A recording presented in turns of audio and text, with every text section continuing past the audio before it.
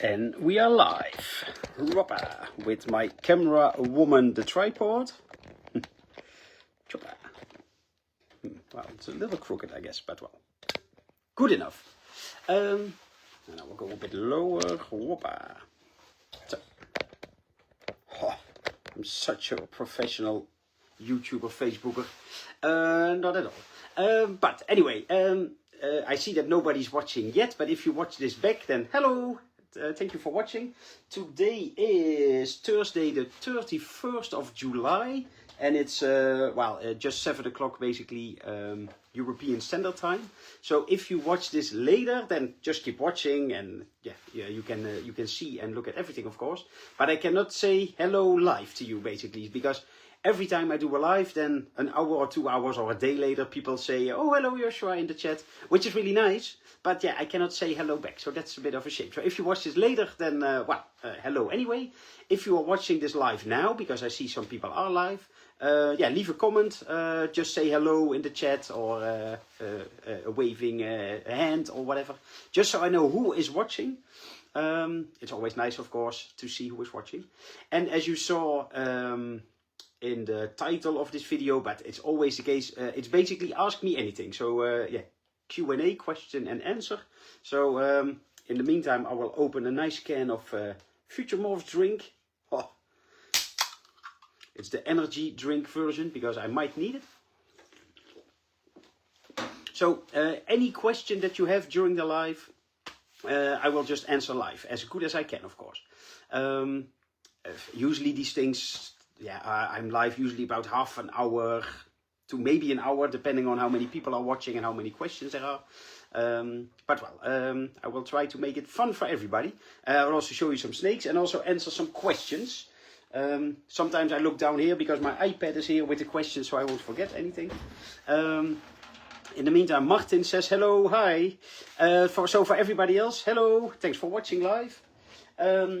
One of the first questions I got, well, it was the only question I got on my post earlier today, but that was from somebody asking how many clutches do you have and do you expect the entire year? Well, nu nog aan de cafeïne, jazeker. I have to stay awake with some energy. So maybe you saw my video from earlier today on YouTube. It was clutch 54, I think, or 53. So, Benno says hello.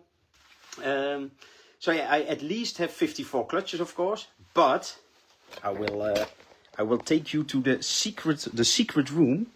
It's my playroom. Ooh. So maybe people know, but what I do, I have these high Braplas boxes. They are 5.8 liter, I guess. So it really is just. Also a big rack. Here's nothing in.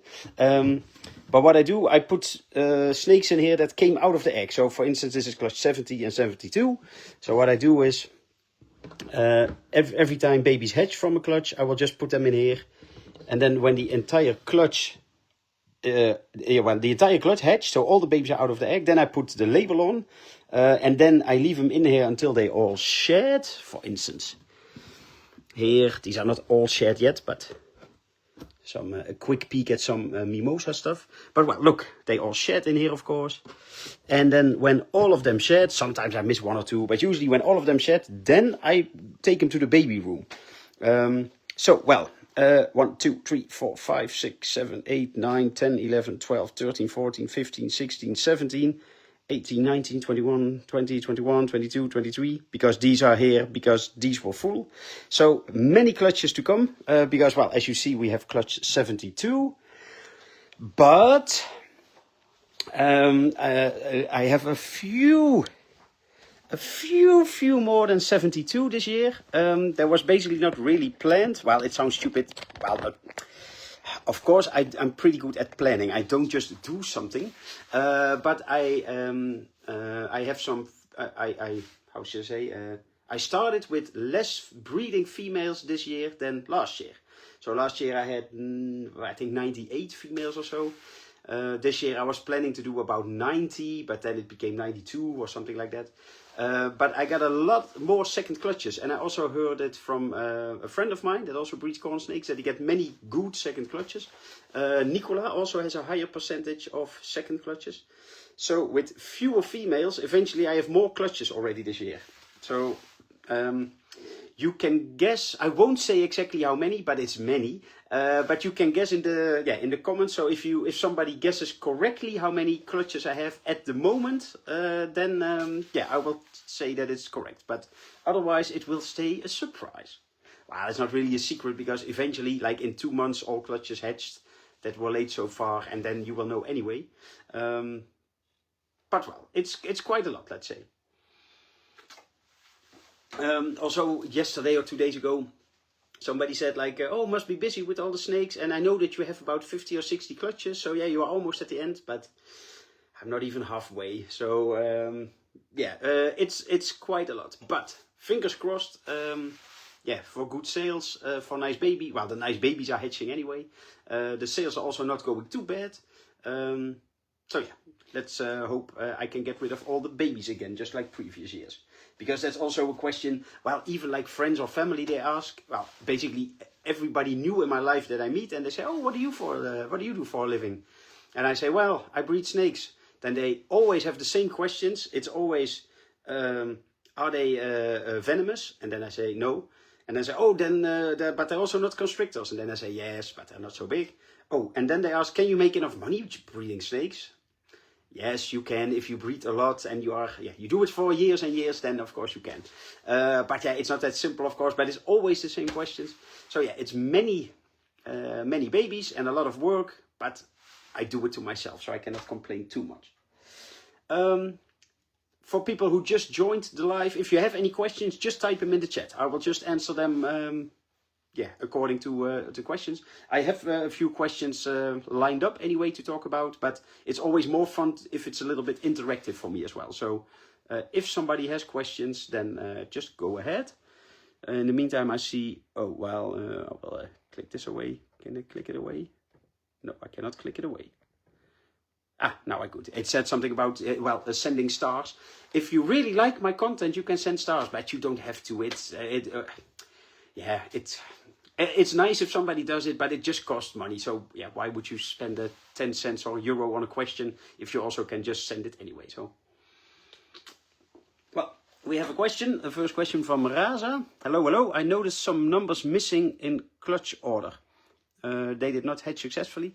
Good that you saw it, but not really. They are just really mixed all together. So I basically just go, well, probably you maybe see it the other, probably you see, I think I see myself in reverse and you maybe are not. But I just start, let's say, top left and I do clutch 1, 2, 3, 4, 5. But maybe clutch 1 starts hatching first and then clutch 5. So I put that second and then clutch 3 and then 2. So they are just mixed. Together basically. So basically almost all clutch hatch, they were all hatched. I think so far I had 2 or maybe 3 clutches that all eggs got bad, but basically it was, for instance, I had a scaleless female and it laid 1 good egg and 10 slugs or something. So the 1 good egg I do put in the incubator, but usually the egg just goes bad anyway. Either it's not fertile at all, or it is fertile, but something just went wrong. Because with so many slugs, probably something went wrong. But I always just try, because worst case you throw out an egg that was in the incubator for a while. That's also annoying, but that's better than throwing an egg out and then never finding out if it was a good egg or not. So. Het slangenhuis, or the snake house, says good evening. Well, hello. Good question, Raza.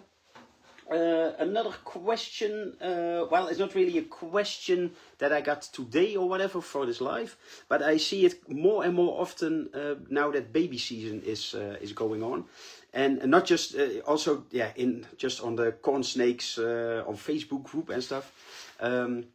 People have, for instance, an amelanistic female and just two random corn snake morphs, and then they say, oh, look at these babies, it is reverse Okiti and Okiti. And a couple of days ago I even saw somebody saying, yeah, I will have Okitis and extreme reverse OKTs and Miamis in a clutch. But yeah, that's not how it works. So I want to talk a bit about line breeding. Janotte. Oh, Janotte. Hello. One of the, well, he is the buff guy. Tell me about, I guess, the buff stuff and what are your idea with it. So yeah, Janotte, I will go into it. Thanks for watching. Janotte is the buff inventor, basically, and I got my first buff from him, I don't know, maybe 15 years ago, 12 years ago, so a long time ago.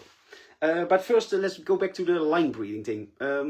So, for instance, OKT, well, I don't want to go too deep into it, well, maybe I should, but basically you can be an OKT, that means you are from the OKT Hunt Club area and you were caught in the wild, and then you are a real OKT. The same with a Miami, so if I was walking in Miami and I see a corn snake and I catch it, yeah, then you can say it's a real Miami corn snake. But in the hobby, we use those terms sometimes with phase behind it. So Miami phase or OKT phase. But to be honest, phase usually it's just dropped off. So in the hobby, if somebody says I have a Miami, they usually mean a Miami phase, which means it is a wild type corn snake that has been bred for generations. So line breeding or selective breeding for like a really gray background. Like no yellow in the background and yeah, nice red saddles. But an OKT, for instance, is bred for a really orange to almost red background, really red saddles, really thick black borders around those saddles. But yeah, you have to selectively breed for it. It's not that it just pops up. It's not a single gene like amelanistic or caramel or whatever. So you cannot, in one clutch of eggs, you cannot hatch an OKT and a Miami, because you are either line breeding for one or for the other. Which can be, for me, I'm doing this. I had my first corn snake in 2000, so that's more than 25 years ago. I started with reptiles and with snakes. So I'm not old. I'm getting a bit old, but at least I'm sort of old school with stuff like that. So I sort of hate it if people say, oh, look, I sell this Miami corn, and then somebody buys it not knowing what it is, and then they think, oh, I have a Miami corn, and they breed more Miami corns, and they mix it with an OKT, and now they have Miami OKT, and it just, yeah, it is half, well, maybe more, but half of the time it's just normals. Sorry for my rant, but it just annoys me sometimes a bit. Also into that with the line breeding is the clutch that I put on YouTube, I think yesterday or maybe the day before, with Aztecs. I think it was yesterday. So my line of Aztecs, well, it's not my line. I've been working on it for quite some time, but of course I also started buying some Aztecs from people and just continuing the line, keeping the coolest and making them more and more striped. That is also selective breeding. So it's not a morph, it's not like Tessera that is on or off, it's not like a melanistic that you can see or not, it's just selective breeding. So if you ever would see somebody offering a het Aztec or something, don't believe it, don't buy it. You can just visually see if a snake has just a round pattern like this, like a normal, then it's a normal. If it has a zigzaggy pattern like that, then you can call it either zigzag or Aztec. And it also doesn't mean if two saddles are just slightly connected, like if these two are just connected, it's not instantly an Aztec, of course, because it's also selective breeding. Well, then let's go to Jan Notte's comment. So, Jan, you can maybe tell more about buff than me, although I'm working with them for quite a long time. I make many buff combos. Throughout the year, so Ultramel, Gold Dust, Butter, Caramel, Scaleless combos there in now as well, Palmetto combos. I can show her if she is willing. Sometimes she can be a bit special, but it's difficult to see. But this is a buff Butter Palmetto, and difficult to see in the sense of the spots of a Butter Palmetto are yellow, but this is just more intense yellow, but I can imagine it's really difficult to see if you cannot compare it. But well, she proved out the buff, so... what I would be curious about for Jan, but also everybody who is working with buff, is what do you think, is buff and toffee the same, yes or no? Toffee is invented, it popped up about the same time as buff did. So I guess also about 15-ish years ago or something. I'm just guessing the number, but yeah, it's also been around for quite a long time. And it's not that far apart because that was found in Germany. So it's not that far from the Netherlands, of course. So some people think it's the same morph, but just, yeah, how would you say, a different lineages, different lines, which could be, for instance, like we talked about before, let's say Jan Notte found a buff and crossed it into Miami lines, and somebody else found the same buff but bred it into Okati lines. Yeah, of course, after 2 or 3 or 4 generations, those animals will look totally different. But well, it's also really difficult to test because buff is co-dominant, so there is a super buff version. So if you have a super buff animal that only produces buff babies, the downside is you don't see, at least I don't see, but I don't think anybody sees, visually the difference between a buff and a super buff. So that's what makes it difficult.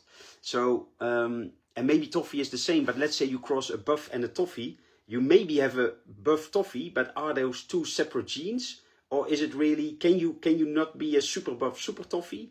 So, for instance, yeah, if you, genetics for dummies, explained by a dummy. But yeah, your DNA strand, basically, that you also sometimes see, like if you have the DNA helix that goes like this. Really simply put, you have 2 copies of, for instance, amelanistic or buff or whatever. Yeah, and both of them have to be on to be a visual amelanistic, for instance. So you can be, so you have a wild type, this is a het amelanistic, this is a het amelanistic, and this is a visual amelanistic. It's really basic and simple, but that's sort of how it works. So with buff, could you be a buff, so you are a super buff, but maybe if buff and toffee is the same, you cannot have 4 copies because it's just 2 spots basically where you can be. So maybe you can be a buff toffee, or you can be a toffee buff, or a buff, or a toffee, but you maybe cannot be a super buff super toffee. But maybe you can. I don't think people really know, especially because it is really difficult to see the difference between buff and super buff, let alone between a buff toffee and a super buff or something. But anyway, I see Jan saying, is there a super buff? Yes, Jan, there is super buff. So there are animals that look visually just like a normal buff, but they produce only buff babies. So yeah, it is a super. In the meantime, we have Aaron Hein saying, greeting from Luxembourg. Hello, hello. Love your corns. Thanks. Got also a lot of scalers and some palmetto stuff. Eggs are cooking. Palmetto had scalers and scalers had palmettos. Hope to get some scalers palmettos. Yeah, scalers palmetto is cool. I bred them, I think, 2 years ago for the first time. No, 3 years ago. I only had 1 baby, a female, and I sold it. And 2 years ago I had a few, but yeah, I kept a male for myself. So I will get him. 1 second. I'm still here.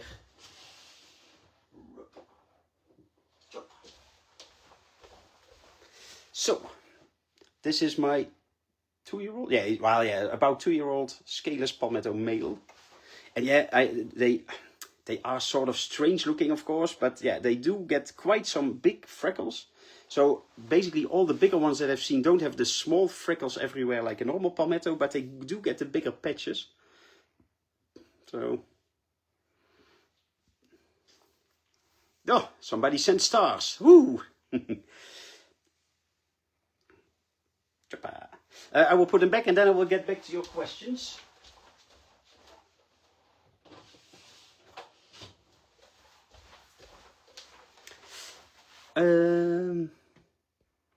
Let's see, where was I?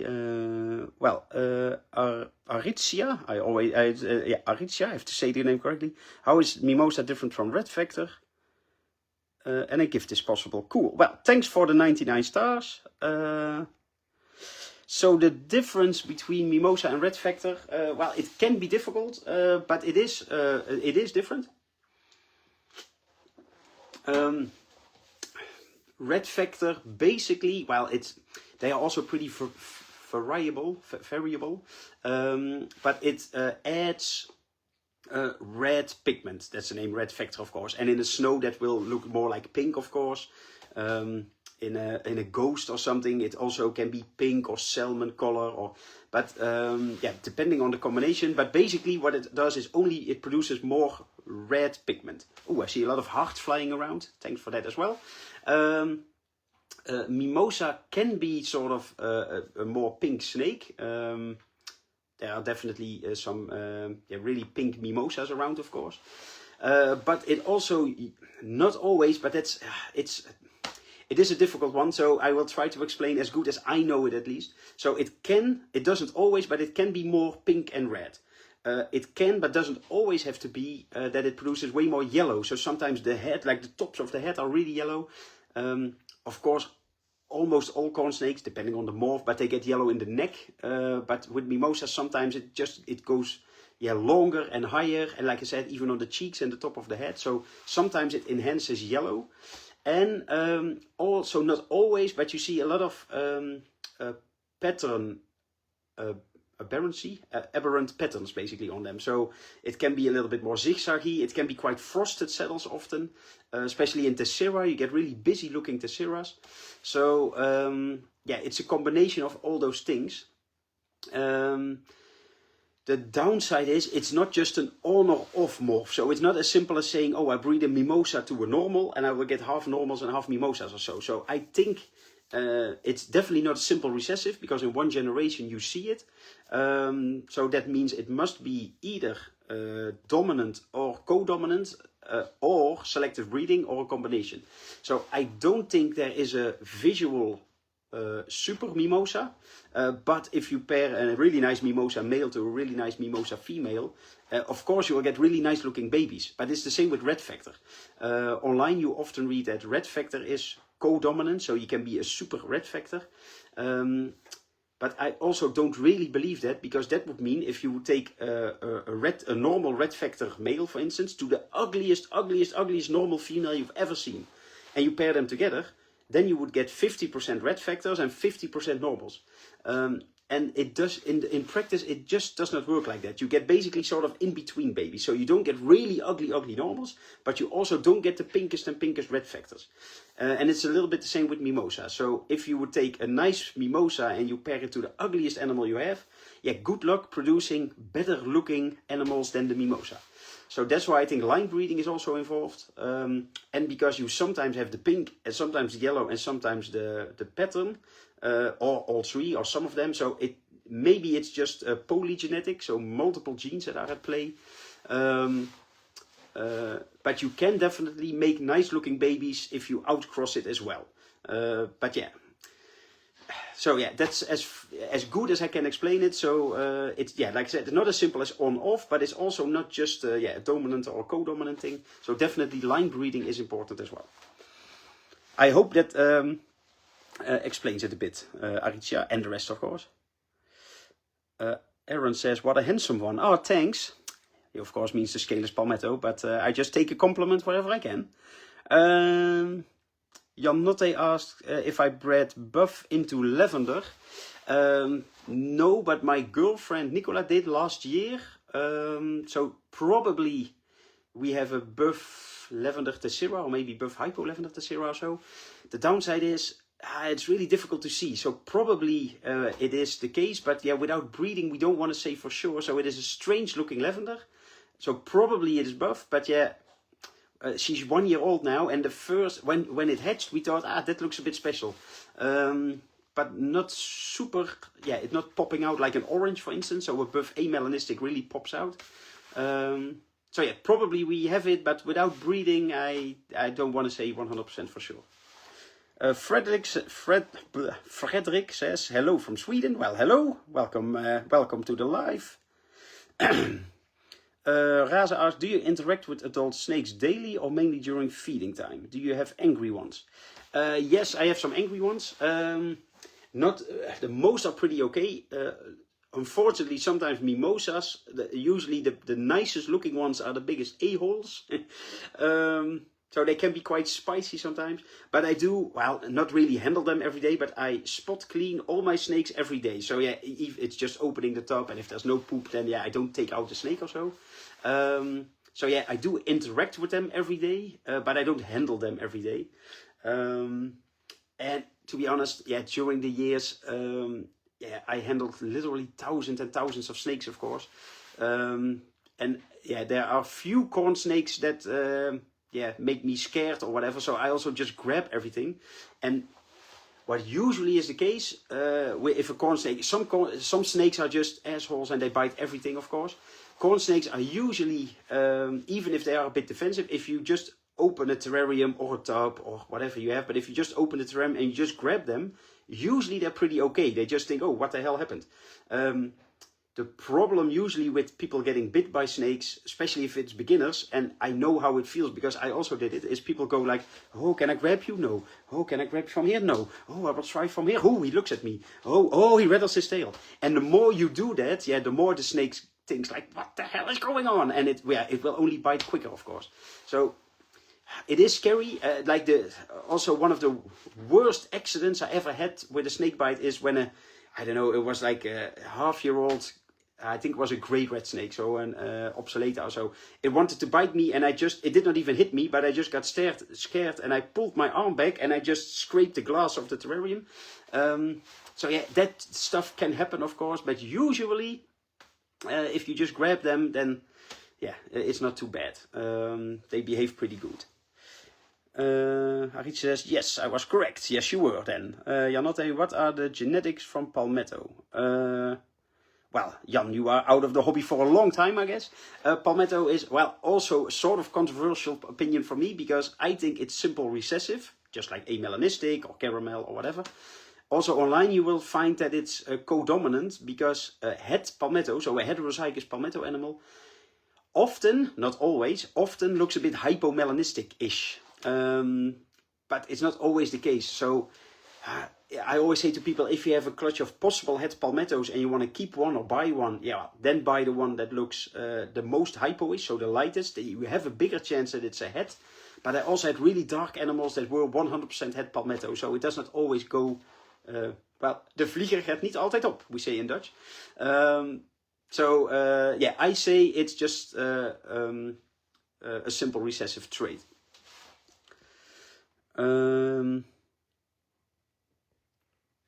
Oh, here, wait, somebody replied to somebody. Well, I can say every snake has their personality. Handle mine rarely, but got some angry noodles and some completely chilled. Yeah, it's the same here, Aaron. So some come out of the egg grumpy, and usually they can be tamed. So, well, tamed is a difficult word, but yeah, sometimes they just stay spicy indeed. Well, Diego, hello Diego, yo hablo un poco español. So, Cosmos Scales, estoy...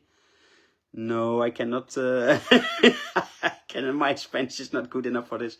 So yeah, Diego, if you can either put it in Google Translate or something, then yeah, I can answer you. But thanks for watching. Christophe, hello.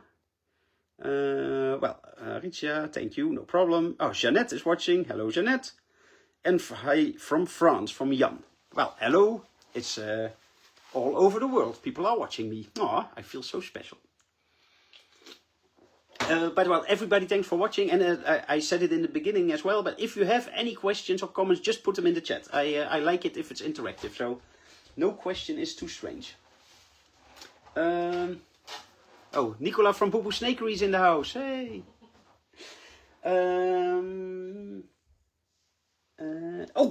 Yeah, something else.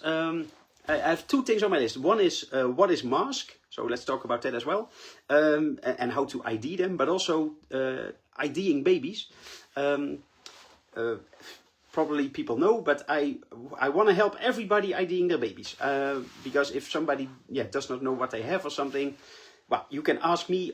I don't mind. I will try to help everybody. But, there's a but. It's really difficult if people just buy two random adult corn snakes, or sometimes they buy a female that is pregnant, for instance, or gravid, and they get babies. But yeah, if you don't know the genetics of the parents, then it's really difficult sometimes to, for 100% sure, say, of course, what the babies are. I'd never give 100% guarantee anyway, but well, that's a different story because it is still pictures. But anyway, it makes it 10 times easier if I know the genetics of the parents. So if you ever buy a snake from me or from whoever and you get a certificate and that it says something, like something with morph or whatever, please keep it or make a picture or save it or stick it on the terrarium or do something. But yeah, sometimes it's really difficult if I get pictures of the adults and I think, well, it could be a ghost or it could be a phantom or maybe it's an ultra male enemy, or yeah, if you don't know where to start, then it's difficult to see where it goes. The second thing is, make decent pictures. Last week I got pictures from somebody and yeah, it was just, maybe Facebook made the quality lower or so, but it was basically impossible to see the real colors. I can make a good guess, but not if I have really bad pictures. And also just wait until they all shed. So if you have a clutch of babies, just let them all shed out, then make a group picture. That's usually the easiest, because then you can sort of compare the colors in one photo. So at least all the lighting is the same as well. And the last thing that I ask people is, please also make a good guess or your best estimate what you think it is. Because I don't mind to help people. But just telling you this is this and this is that, then people also don't, learn something from it. So go to Ian's Vivarium website. It has like all the morphs on there with names, but also a corn snake calculator. So you can just put in, like, I have a snow parent and a amelanistic parent. Which babies do I get? So yeah, if you don't know it from the top of your head, there's no problem. But do some research yourself before you ask me. So if you just ask, oh, these are the babies, what is it? Yeah, I can tell you, but nobody really learns anything from that. And I hope by helping people that in the end they can do it themselves, of course. So, let's see. Janotte, thank you that you saved the gene buff. I can tell you that there is great responsibility with it. Oh, and he says in Dutch, but continue. I like to see what's possible with buff. Jan, no problem, of course. Thanks to you for finding out buff, basically, and working with it. One question, Jan, if you are still here. I remember when I was with you, you had buff mixed with Enery. So Enery type A and buff gemixed. But I never really did it because I did not really saw the value in it, like look-wise at least. Because buff just makes an Enery maybe a bit browner or so. How did you did you ever, like, for 100% sure made them, and what did you think of them? So Martin Davies asks, have you read any green blotched mimosas? Good question. The reason that I said it's because it's also a difficult one, because green blotched is a super halo for so 2 halo copies. For people who don't know, it's called halo because, like, an angel wears an halo around the head, a halo and also a green blotched, but they have like the border around the saddles basically, which is in a normal, for instance, a normal corn snake it's black, in an amelanistic it's white because all the black is gone, and with halo it becomes greenish, like lime green sort of. And the super halo green blotched, it becomes even way more obvious, and you get real green animals basically. I will grab one in the meantime. Let me just think. What is the best example?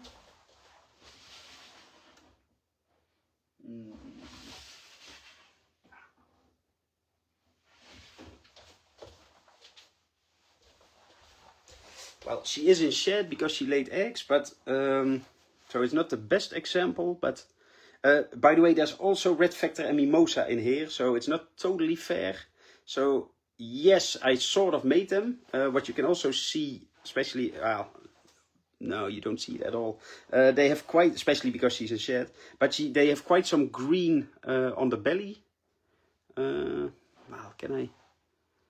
I? Maybe that works a bit. So yeah, there's quite some real green on there. Oh, no. I will put her back one second.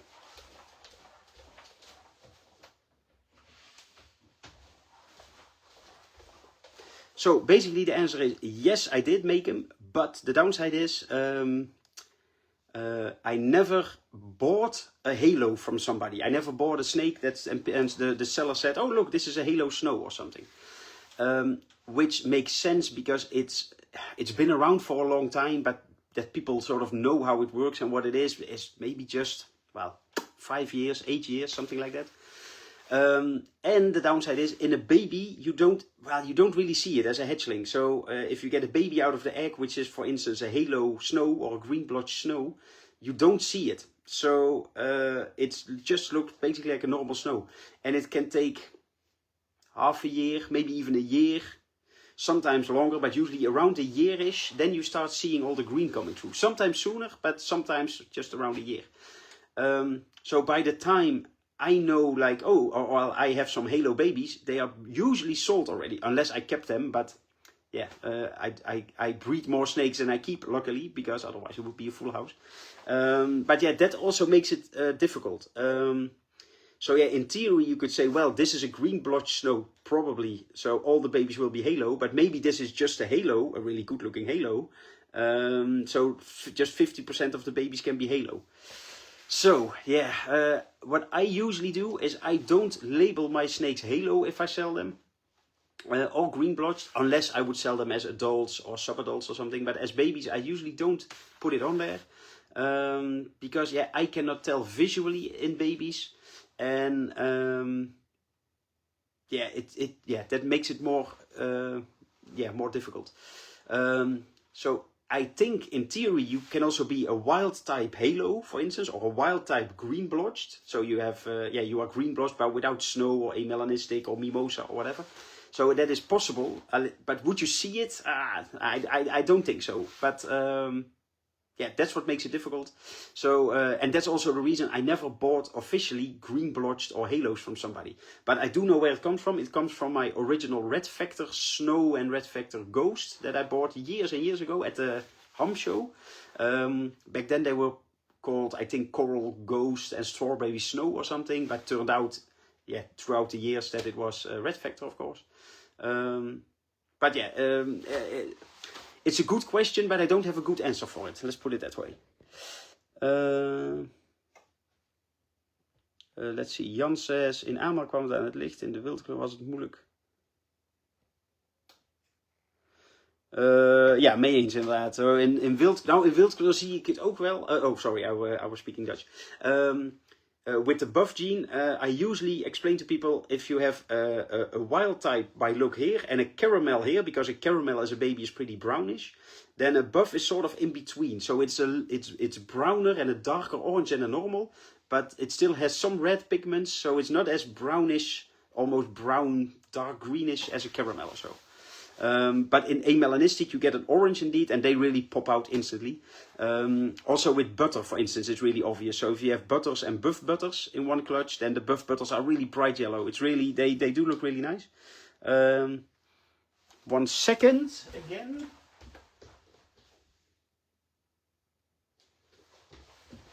I just had to look up the clutch. If you want to see them, maybe Jan, go to my YouTube page after this and look for clutch 9 of this year. So I had some buff butter, buff gold dust, and also without buff. So yeah, maybe then you can have some vergelijking. So you can compare them. Well, it is visible. Oh yeah, so hopefully the green was visible indeed. Razaks, are you planning to sell any adults? Yes, I always do. It's a simple case of the amount of snakes I have. They want to keep growing, but my house stays the same size. So, for instance, the rack here, those are my grow-up females, and I also have more, but so those are not in adult tubs. So eventually, well, basically somewhere after this breeding season, they will move to a bigger tub. But to have bigger tubs, I must sell some adults, of course. After the breeding season, usually end of August-ish, depending on when eggs were laid and stuff like that, I do sell adult males and females. The reason I do it after the breeding season is I want to see what comes out of the egg. It would be quite annoying, let's say, just a random female, but well, let's say this female, well, she already laid eggs and proved out not het lavender, but she was a pos het lavender. Let's say I sell the female and the eggs did not hatch yet, and then I sell the female, a week later the babies hatch and it turns out she is het lavender. maybe I wanted to keep her then because she has more genes than I maybe thought. Or if I would still sell her, I maybe could sell her for more money because she has more morphs involved, of course. So that's why I usually sell them end of August-ish. But yeah, it can also be sometimes I'm not really sure. So I sell maybe, let's say, 5 males and 10 females or something. And then in, I don't know, October or November, I decide to sell a few more. It just depends how much space I need and yeah, what the outcomes are of the babies and stuff. It is a subtle plug, but I always do put them on my Patreon page first. So if you go to patreon.com/FutureMorphs, that's my page, of course. One of the benefits that people get there is that either ex-holdbacks or yes, adults and sub-adults, if they become available, I will post them on Patreon 24 hours before I put them on the morph list and just publicly, just as one of the benefits. So you don't have to become a patron to buy adults, don't get it wrong. And yes, if you want to become a Patreon member, it does cost €5 a month. So if you don't want to pay it, no worries, you don't have to. But one of the benefits is that you get to see those adults sooner before everybody else. And I have more than 100 videos on there in both English and Dutch. So if you want to learn more about genetics or breeding or stuff like that, it really, for the €5 you get a lot, I think. And a monthly deal. So every month I have like either a discount or you get something for free or something like that. So, well, anyway, enough of a plug for my Patreon. So yes, I will sell adults. That's basically the short answer. What else? Oh yeah, with mask as well. There's also one of those genes that pops up everywhere. I had it about 3, 4, maybe 5 years ago that I thought, oh, this is mask. Oh, there's also mask in here. So basically, mask is in the meantime everywhere. This year, Nicola is really good at finding mask. Like half of the... yeah, Nicola said it's everywhere. Yeah, mask is really subtle. Basically, they are also pretty variable. So some masks, they get the mask, so the grey head, like the skull head, because that's why it's called mask. But not all have that really extreme. Usually at the belly, if you have like the black checkers, like this, like here and like here, then you get sort of a split belly, it's called. So in the middle is just white and the black doesn't touch the middle. Is it well? And also the side pattern, by the way, can be a little blurry. It's almost the easiest to identify it. It's sort of halfway towards the diffused or so. Are they spectacular? Not really.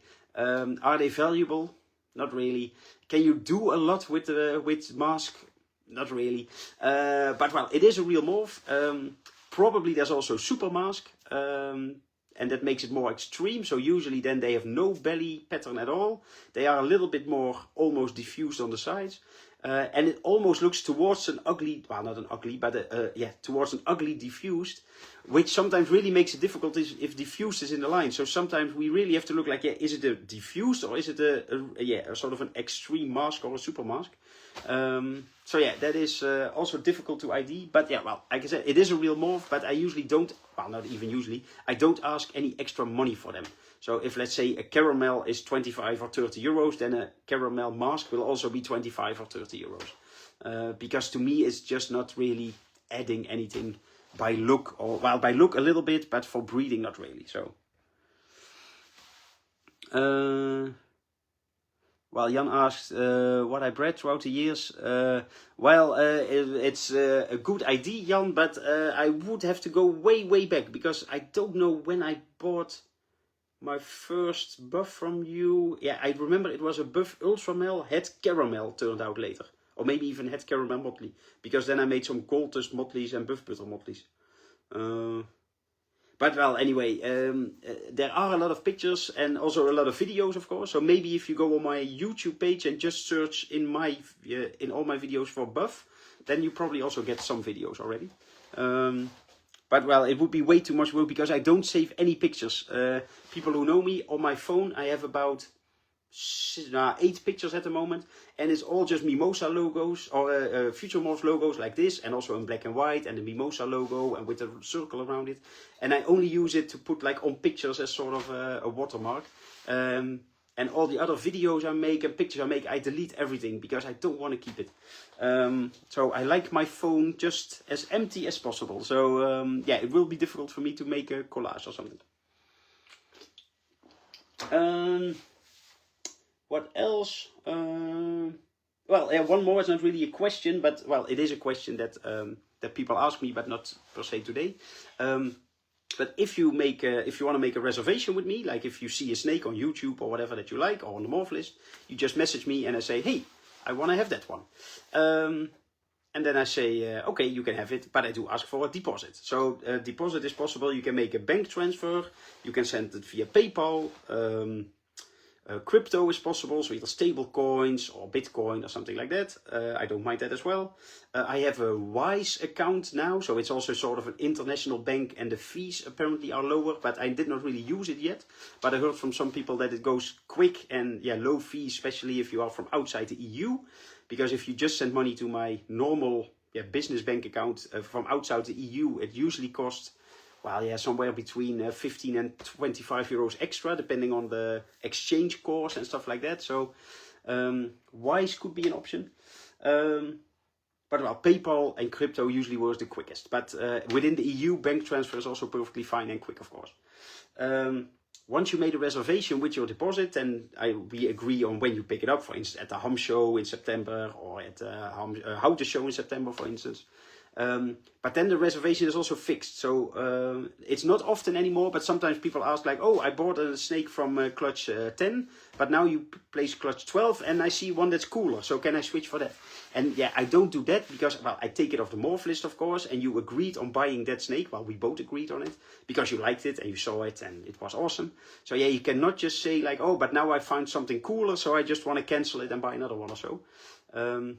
Which makes sense to me, but well, sometimes people ask, and it's not strange to ask, but yeah, I just cannot do it, because then I will, throughout the months, just keep changing orders and have to put animals back for sale, and yeah, it's just it's not impossible, but it is basically impossible. So yeah, once you make a deposit, the animal is yours. So I won't sell that animal to somebody else, but yeah, you have to take it from me. That's basically the deal that you make, of course. Well, that was, I think, everything on my list. Let's check. Clutches we talked about, line breeding, mask, I think babies. Yeah, that was everything at least on my list. So Jan also says in Tilburg. Well, I do live in Tilburg indeed. I don't know if that answers your question, but for people who are still watching, any questions left? So it can be about the morphs, about breeding, about selling, about well, whatever, basically. You can ask me anything. So if you have a really stupid question, I will just not answer it. But so far that did not happen. So, but if you have any questions, I will just well, keep talking for about 10 or 15 seconds, because I know there's a delay. But well, if you want to know anything, yeah, just type a message. And in the meantime, I will have a sip of energy drink to stay awake. Because almost 8 o'clock and Joshua is becoming an old man. No, it's not that bad, but yeah, if you have any questions, just let me know. Otherwise, well, what else can we talk about? Oh, Raza has an. Raza says, this is why I am patiently waiting to see what I really want, but I understand risk that somebody will be faster and buy before me. Well, yeah, I was not talking about you, Raza, by the way, but yeah, it is. I know it can be difficult, especially knowing how many clutches will come, still come. On the other hand, if you see an animal now and you think, oh, that is the perfect animal, yeah, then of course I would. It's I'm biased, but I would say, well, get it, because yeah, yeah, if that is the animal you want, then it's the animal you want. And well, worst case, I would not do it myself per se, but at least I had it before that people reserved snake number 1. Then they saw a cooler one, so they just also reserved snake number 2, and eventually they sold snake number 1 to somebody else again, because they only wanted one snake. And yeah, but like I said, I would not do that myself too easily, especially if you are just a hobbyist that wants a pet. Then yeah, you should not buy 2 snakes to get rid of one instantly again. But well, it could be. So basically, you can always sell a snake again, of course. But Jan Notte asked, did you breed buff in the striped version? Well, the gestreepte versie, I guess you just mean striped. Well, at least with butter, because I had buff, butter striped, and buff. But my oh, I'm back. Am I back? Am I back? Yes, I'm back, I think. My Wi-Fi just quit. what was I thinking? Oh yeah, so yeah, I made buff butter striped and buff gold striped, and also with tessera. I don't think I made a normal buff striped, but well, probably I did, but I'm not 100% sure. Blood size for a female to start breeding. Good question in general, but it's really general. They say 3 years old, 3 feet. Few more seconds. Yes, I'm back again. I'm back, guys. Don't go anywhere. But in case the Wi-Fi quits again, I will just end the live stream. But well, oh, it becomes red again. Well, anyway, let's see what happens. So usually they say for an adult female, 3 years old, 300 grams, and in weight, of course, and 3 feet long, so about a meter long. But it really depends on the 300 grams. 3 years is quite good for me. 3 feet I don't really look at, because the length and the weight, you can be a really short and fat snake, or you can be a really long and skinny snake. And being too fat is definitely not healthy for any animal to breed. But let's say you are 3 feet long and you are 300 grams, but you're really skinny because you want to be maybe even 4 foot long or 5 foot long. Yeah, are you ready for breeding then? Well, probably not, because even though you are the 300 grams, you don't have the mass and the muscle to to produce eggs maybe. So it is a good rule of thumb to get the 3-year-old and 300 grams. But sometimes females can breed with 2 years old if they grow really quick, but they are not fat yet. And sometimes I keep females until 4-year-old if they are just slow growers. So yeah, there are many things, but especially look at the animal. They should not be obese, but they should also not be skinny. So yeah, I hope that both make sense. Jan says tessera, buff tessera. I definitely made without caramel. It must be because they're both dominant, so it should be quite easy to make. But I just cannot. Well, I made them, but I cannot remember in which clutch or so. But I must have made them before. Well, I will wait another 10 to 20 seconds. At least my Wi-Fi, how do you call it, enhancer is green again, so it should work. I'm looking there because it's literally standing here. So I should have perfect Wi-Fi. Oh, we have another question. Oh, more questions. Good. Keep them coming, guys. As long as you keep asking questions, I will keep talking. Goat snakes, I hope I say it correctly. How do you identify the xanthic snow scalers compared to snow scalers? Not. You don't. That's the short answer. So xanthic snow is a caramel snow. I don't think I ever made them in scalers. Did I? No, I don't think so. But if I compare it to scaled animals, so just a snow to a xanthic snow, as babies, they are pretty much the same. Maybe the caramel ones have a little bit more yellow, but it's really difficult to see in babies. But the older they get, the more yellow there gets in. Oh wow, she's also in full shed because she also laid a second clutch. But this is an amber snow tessera motley, or you can say a hypoxanthic snow. But as you see her eyes, she is in full shed. But for a snow, of course, she is really yellow. Well, that maybe also, I will move hopefully the Wi-Fi connection stays. I will move a bit under the lamp. I don't know how good you will see it. But, well, and the spots, she has some sort of paradox spots as well. But like I said, she is in full shed. But the yellow in a normal snow would sort of end here. And yeah, she basically has yellow all over her body. And that's because, well, she's proven already as well, but yeah, that's because she is a hypoxanthic snow tessera motley. So yeah, they do get way more yellow overall, almost like a yellow glow. Raza says, do you give any calcium supplements for your girls before breeding or after? Also good question. Calcium not per se. I do, well, let's say twice a year or something, give them like a multivitamin. Just orally, I just inject it in the mice, in the frozen thawed mice, not in live mice. So I just put it in the mice as sort of a boost.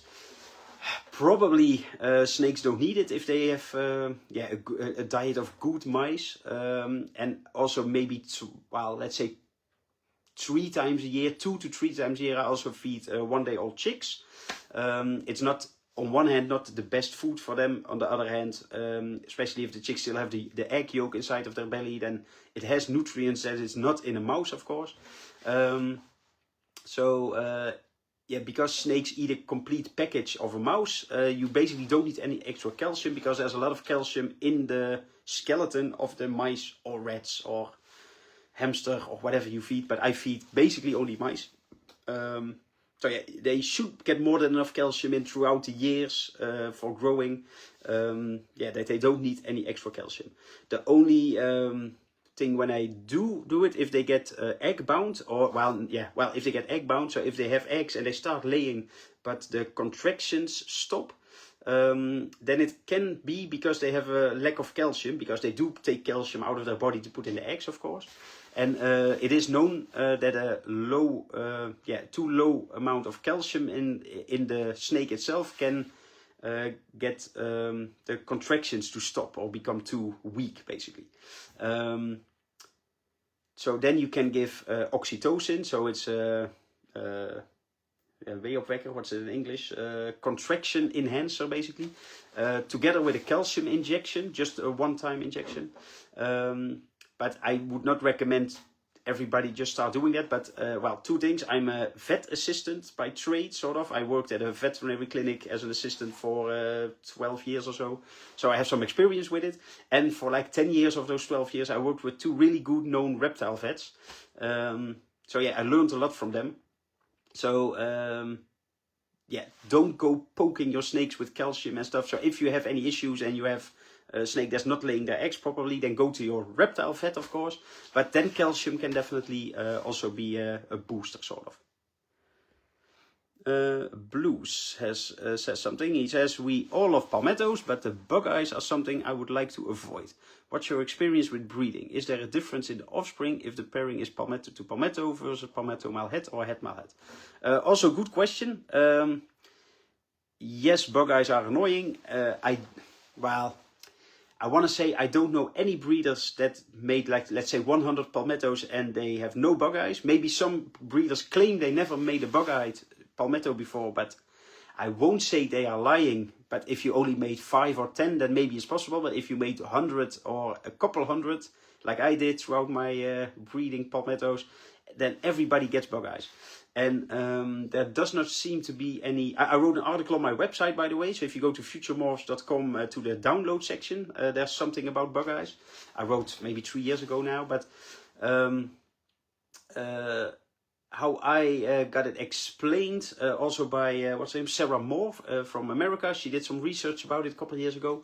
Apparently the bug eyes, so the eyes that are literally bigger, it is connected to... leucism in English, I guess. So basically palmetto is some form of leucism. I hope I say it correctly. It sounds strange. Leucism? Well, anyway. So apparently, because you also see it, for instance, in the leucistic Texas red snakes, the Lindheimeri, Pantherophis obsoletus Lindheimeri. There's also a completely white version, and also some of them have bug eyes. So it seems to be connected to that for some reason. My experience, and also what I read from Don Soderberg and stuff, is that about 20% or so to 25%, but something in that range, have bug eyes. And it really, not every bug eye is the same. Sometimes you see the bug eyes that really pop out of the skull, and you really think like, oh, poor snake. And some people think it looks cute, but to me it looks just sad, basically. But you can also have that they have a little bigger eyes, and basically you only see it because they have, like, if you have the eye, there's like a little edge around it or so. So it just looks like I would look like this, basically. So, if I walk around like this, I will look like an idiot as well. But yeah, you don't really, you see it, but it's not really like blah.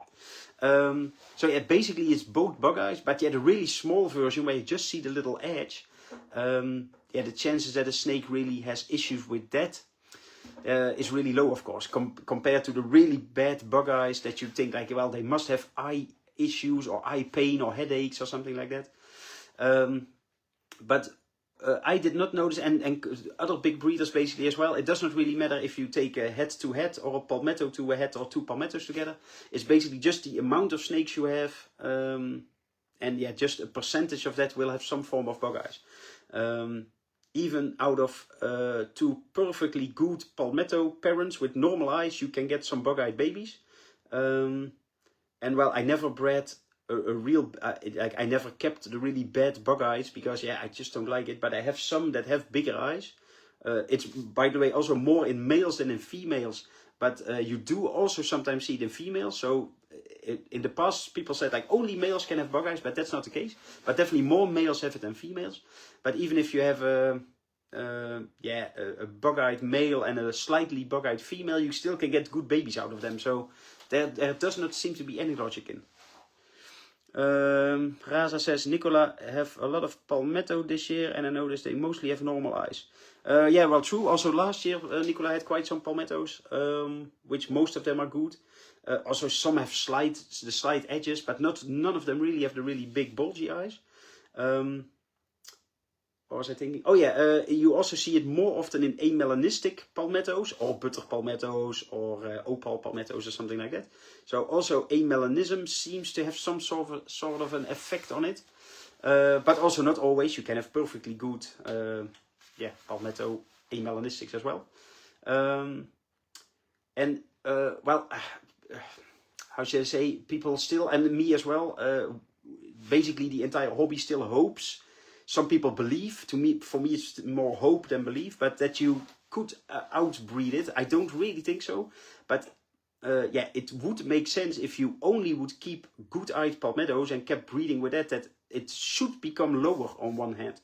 On the other hand, if it is just an expression that just pops up once in a while, just like for instance patched in palmettos. Some palmettos just have really big patches on them, which is also not really genetically where you can say like, oh, I will breed a patch to a patched and I will get patched. So it's the same with the bug eyes. So you can just have good eyes for like 2 or 3 years in a row, and then all of a sudden some babies hatch with big eyes. So there does not seem to be any logic in, basically. That's the long answer. But if you want to read more about it and see some pictures, then go to futuremorphs.com/downloads. And it's totally free, all the downloads, by the way. So also there's a care sheet. It's basically in Dutch, English, even some German and French. But yeah, I have articles on bug eyes, breeding, morph names, a care sheet, red factor, mimosa, yellow factor. Well, the bug eyes I already mentioned. About transporting your snake and stuff. So there's quite some quite some articles that I wrote myself or so. So yeah, it's just free, so you just read it. Nicola is selling temptation, just like you. Sorry, we cannot help it. Well, we can only breed ugly snakes from now on, but we won't. But yeah, we just breed nice snakes and put them on the internet. What you do with it is up to you, of course. So it's not our fault. But if you see something, well, on my morph list or YouTube or Nicola, because Nicola, if you don't know, Nicola is my girlfriend from Boo Boo's Snakery. Her morph list link is also on my morph list, and so yeah, you can just easily find it. But she also makes quite some good pictures of all the animals and puts on her Facebook, and she also made some YouTube videos yesterday about the babies. So if you want to see more babies, then check out Boo Boo's Snakery on both Facebook and YouTube, and you can also do it on Instagram. But Nicola's, well, she's younger than me, but she's also old, so Instagram is for young people, so we don't really use it. She just screamed from above that she does post quite a lot on Instagram. So also follow Boo Boo Snakery on Instagram then. You don't have to look for FutureMorphs on Instagram because I don't have it anymore. I quit Instagram years and years ago. So, and if you see something, by the way, from Nicola, then yeah, just message her, of course. And but yeah, we will always have a table together at the Ham show and at the Houten show. And oh yeah, maybe also, well, it's almost at the end of the life, but I have an account with Go, so General Overnight, so it's overnight shipping, just an animal transport company, and we can ship overnight. So they pick it up here, at our facility, usually around 3 to 4 or 5 in the afternoon, and then the next morning it's delivered to you either in the Netherlands, in Germany, Austria, Luxembourg, I think, parts of Poland and the Czech Republic.